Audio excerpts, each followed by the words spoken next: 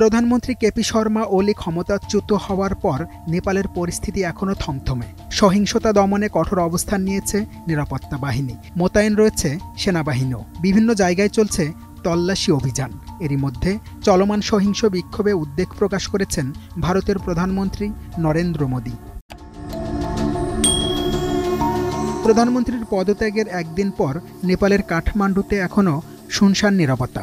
রাজধানীর রাস্তায় এখনও ধ্বংসস্তূপ, পুড়ে যাওয়া যানবাহনের ধোঁয়া। বুধবার সকাল থেকেই টহল শুরু করেন সেনাবাহিনীর সদস্যরা।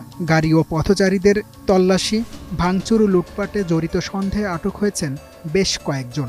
নাগরিকদের বাড়িতে থাকার নির্দেশই দিয়েছে সেনাবাহিনী। জাতির উদ্দেশ্যে দেয়া ভাষণে দেশটির সেনাপ্রধান জেনারেল অশোক রাজ সিকদেল বিক্ষোভকারীদের আন্দোলন বন্ধ করে চলমান সংকটের সমাধান খুঁজে বের করার জন্য আলোচনায় বসার আহ্বান জানিয়েছেন। তিনি বলেন, আমাদের সবার কর্তব্য হল কঠিন পরিস্থিতিকে সহজ করা, পাশাপাশি জাতীয় ঐতিহ্য, ব্যক্তিগত সম্পত্তি, কূটনৈতিক মিশন এবং জনসাধারণের নিরাপত্তা নিশ্চিত করা। এর আগে মঙ্গলবারের সহিংসতায় পুড়ে গেছে নেপালের সুপ্রিম কোর্ট, পার্লামেন্ট ভবন, একাধিক মন্ত্রী এমপির বাসভবন। আগুনে দগ্ধ হয়ে প্রাণ হারিয়েছেন সাবেক প্রধানমন্ত্রী ঝলানাথ খানালের স্ত্রী রাজলক্ষ্মী চিত্রকার। এর আগে প্রধানমন্ত্রী ওলির বাড়িতেও আগুন ধরিয়ে দেয় ক্ষুব্ধ জনতা।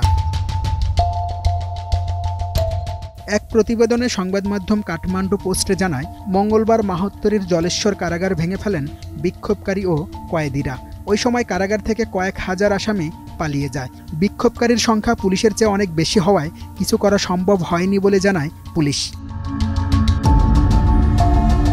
এদিকে নেপালের চলমান সহিংস বিক্ষোভে উদ্বেগ প্রকাশ করেছেন ভারতের প্রধানমন্ত্রী নরেন্দ্র মোদী। দেশটির জনগণকে শান্তি বজায় রাখার আহ্বান জানিয়ে তিনি বলেছেন, প্রতিবেশী দেশের স্থিতিশীলতা, শান্তি ও সমৃদ্ধি ভারতের জন্য অত্যন্ত গুরুত্বপূর্ণ।